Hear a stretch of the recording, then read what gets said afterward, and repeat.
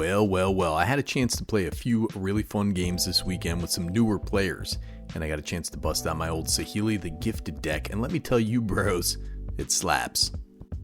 So I'm going to take you through the big mana Momma out there, and we're going to chat about it, dude. But before we delve into artifact madness, let's take a minute to ring that bell. All right, there it is, dude. That's the bell of life right there. We also have a Patreon. We have memberships below. And every night before I go to sleep in my old-timey stocking cap, I say the names of the patrons, dude. I thank Cthulhu. I thank Jesus. I thank Vishnu. I thank whoever else that my sweet boys are here on Earth. Look at this monster, Saheeli the Gifted, 2 blue and a red, legendary planeswalker, loyalty 4. Has +1, create a 1/1 colorless servo artifact creature token, +1. The next spell you cast this turn costs 1 less to cast for each artifact you control as you cast it. That's 2 +1s, dude. The -7 for each artifact you control, create a token that's a copy of it. Those tokens gain haste, exile those tokens at the beginning of the next end step, and Saheeli can be your commander. Folks, this is an incredibly powerful commander. We all use mana rocks, various utility artifacts to power out our commander decks, and Saheeli weaponizes that with tremendous effect. Alright, let's say you get her out turn 3, +1 to make a dang servo out there. Turn 4, if you have say 1 artifact land, a mana rock, and that servo, you get that 3 mana discount on your next spell. That means turn 4 you're casting something for 8 mana. That's anything, man, not just artifacts, creatures, spells, artifacts, anything, brother. And that -7 can be tremendous, and I'm going to tell you why a little later. Suffice it to say, we have an entire deck based around artifacts. Now listen, a Planeswalker commander can be pretty lame. It can just be attacked, a flyer can just pop it, right? Fly in the air, you don't have any blockers, yeah, pretty much. But it does survive board wipes. It also protects itself from nuisance attacks pretty decently with that little servo. It's also got that Ornithopter synergy, quite a few ways to create those flyers in this deck. So we are creating a fair amount of those, and we are protecting our commander. We do have tons of rocks. We also have some bigger rocks. Those are easy to power out early with Saheeli's cost reduction. How about the Dreamstone Hedron Archive, Jeweled Lotus for that colored mana out there, man. Commander Sphere, Worn Power Stone, those are out there as well. In addition to your usual assortment of 2 mana rocks, Arcane Signet, stuff like that. Of course, the old Soul Ring. But the Dreamstone Hedron, Mind Stone, Hedron Archive, and Commander Sphere are all awesome late game for refilling your hand. I had an instance yesterday where I did pop Saheeli's -7. She died, but I drew a bunch of cards off of sacrificing these rocks. I believe a grand total of 4 cards. I had enough from the duplicated Jeweled Lotus in the original to just cast her again and activate her loyalty ability as second main phase to power out a bigger spell I'm going to tell you about later. So this is kind of an old weird card, Blinkmoth Urn. So this is 5 generic mana artifact. At the beginning of each player's first main phase, if this thing is untapped, that player adds colorless for each artifact they control. I had this add 15 mana to my mana pool yesterday. Only one of my opponents had any artifacts and only had 2 of them, so I made out pretty well with this. It's a net positive 13 mana. And from the initial pre-con, I have a non-standard mana accelerant, the Unwinding Clock. So this is 4 generic mana artifact. Untap all artifacts you control during each other player's untap step. So if you have a mana sink, you can gain a good amount of extra activations off this. Say for example you had the old Retrofitter Foundry out there, also from the pre-con. So it has 1 generic mana artifact, has 3, untap it, 2, tap it, create a little servo, 1, untap it, sacrifice a servo, create a Thopter, or tap it, sacrifice a Thopter, create a construct artifact creature token. So during my game yesterday with this thing, I was able to make an extra Thopter per turn with the Unwinding Clock out there. It also gives your creatures that, had tapped to attack a way to block incoming damage if needed on the crackback. And it's pretty important in this deck to grant your creatures haste. That's how we win, man. We got a bunch of artifact flyers and big fat creatures. Combat is a win condition in this deck for sure. The Hammer of Perforos. So this is 1 red, legendary enchantment artifact. Creatures you control have haste. Has 2 in a red, tap it, sack a land. Create a 3/3 colorless golem enchantment artifact creature token. That last ability won't come in handy too many times.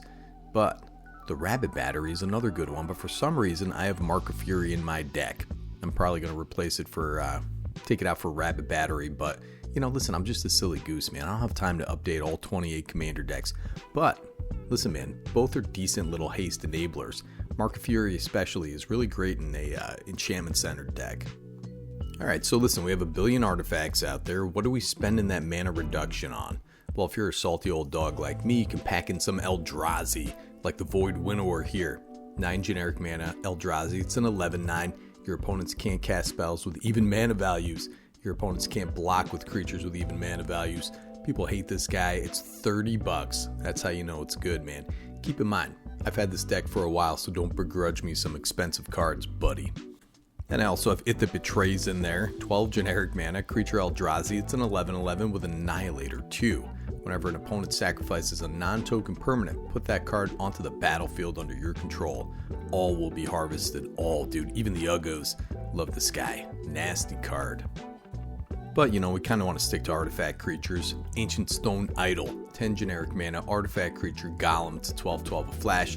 Costs 1 less to cast for each attacking creature, has trample.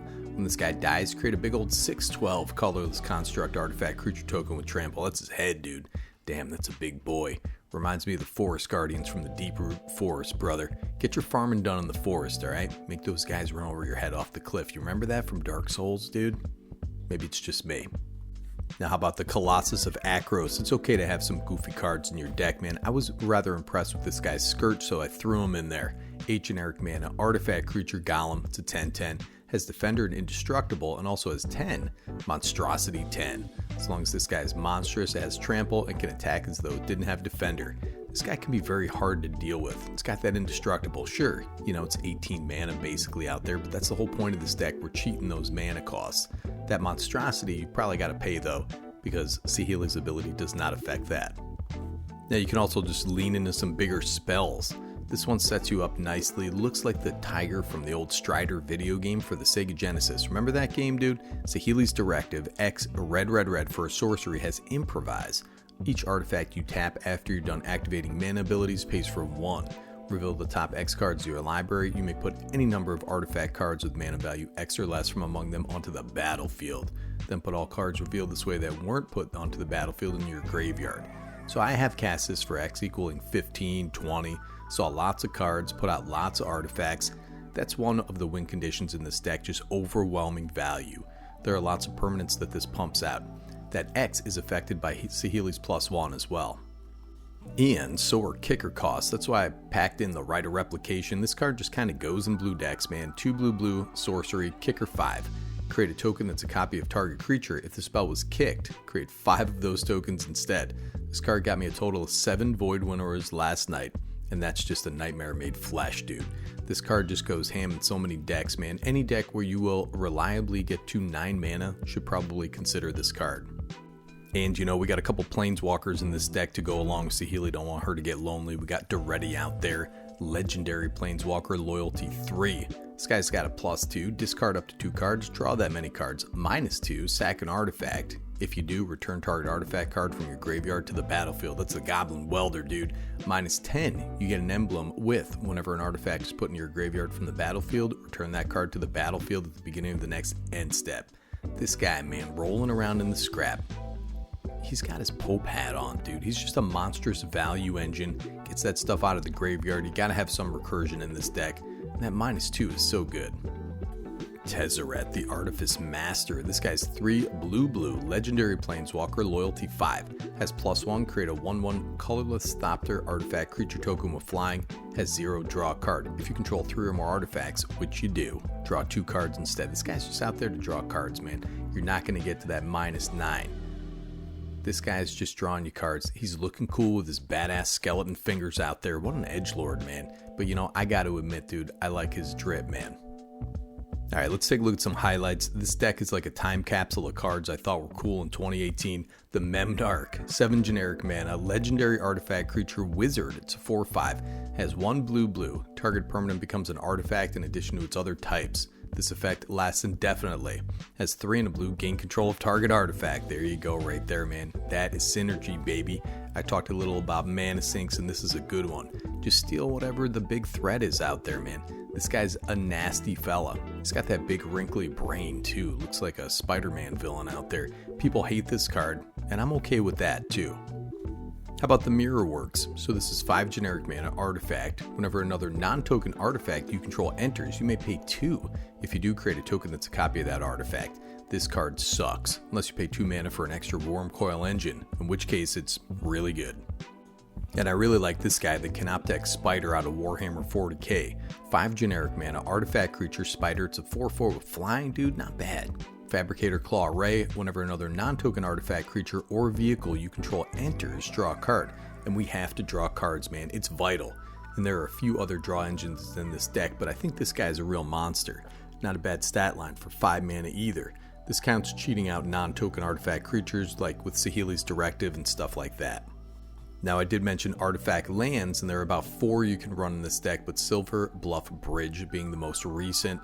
Anything you can do to increase your artifact count is really good in this deck. So I talk about synergy all the time, and this deck has lots of it. Probably needs to be updated with some modern cards, but I had a Phyrexian Metamorph come in as an artifact copy of Void Winnower. That's how I had about 7 of them out there. But this one comes in as an artifact, and that's cool.